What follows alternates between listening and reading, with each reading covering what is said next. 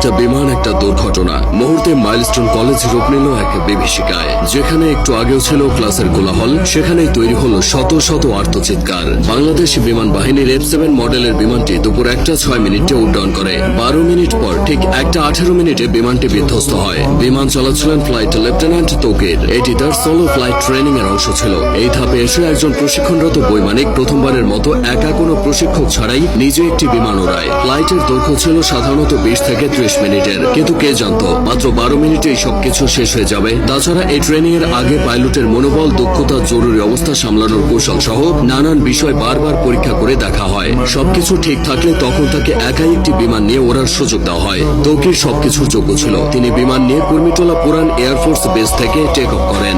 এরপর উত্তরা, দিয়াবাড়ি, বাড্ডা, হাতিরঝিল ও রামপুরার ওপর উঠতে থাকেন। তবে কয়েক মিনিটের মধ্যে কিছু সমস্যা দেখা যায়। সঙ্গে সঙ্গে তৌকির কন্ট্রোল রুমে রিপোর্ট করে জানায় যে তার বিমান আকাশে ভাসছে না, মনে হচ্ছে বিমান নিচের দিকে পড়ে যাচ্ছে। কন্ট্রোল রুম থেকে তাকে জানানো হয় তিনি যেন ইজেক্ট করেন তথা বের হয়ে আসেন।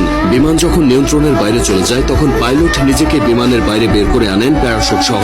এটি ইজেক্ট, কিন্তু কোনো এক অজানা কারণে তা সম্ভব হয়নি। এদিকে কন্ট্রোল রুমের সাথে পাইলটের যোগাযোগ বিচ্ছিন্ন হয়ে যায়। তার ঠিক 1 থেকে 1.5 মিনিটের মধ্যেই বিমানটি নিয়ন্ত্রণ হারিয়ে উত্তরা মাইলস্টোন স্কুলে বিধ্বস্ত হয়। মূলত স্কুলের আবাসিক ভবনে বিমানটি আছড়ে পড়ে। ভবনটির নাম হায়দার হল। হলের পুরো অংশ ধসে গেছে। বিমানের বড় অংশটা ক্যাম্পাসের মাঝের ফাঁকা অংশে পড়েছিল। বিমানটি একটু পরে আছড়ে পড়লে হয়তো হতাহতের পরিমাণটা কিছুটা কমতো, কারণ ক্লাস শেষের ঠিক পরের সময় বিমানটি আছড়ে পড়েছে। বহু ছেলে মেয়ে ক্লাস শেষে বের হয়ে চলে যেত। যে ভবনে বিমান বাহিনীর প্রশিক্ষণ বিমানটি বিধ্বস্ত হয়েছে সেটি দোতলা ছিল। ক্যান্টিনের পাশেই ওই ভবনটি। ওই ভবনে 2টি তলা মিলিয়ে মোট 16টি ক্লাসরুম আছে আর 4টি শিক্ষকদের রুম। প্রাথমিকের 1ম থেকে 5ম শ্রেণীর ক্লাস হতো এই ভবনে। 3য় ও 4র্থ শ্রেণীর শ্রেণীকক্ষের সামনে বিমানটি বিধ্বস্ত হয়েছে। তখন ক্লাস চলছিল। কিছুক্ষণের মধ্যেই ক্লাস শেষ হতো। ঠিক সেই সময় কলেজের প্রজেক্ট 7 নম্বর ভবনে বিমানটি ধাক্কা লেগে জ্বালানি লিকেজ হয়। পরে প্রজেক্ট 2 ভবনের সামনে আছড়ে পড়ে। বেলা 1টার দিকে স্কুল ছুটি হয়ে যায়। তবে তখনও কিছু শিক্ষার্থী সেখানে অবস্থান করছিল।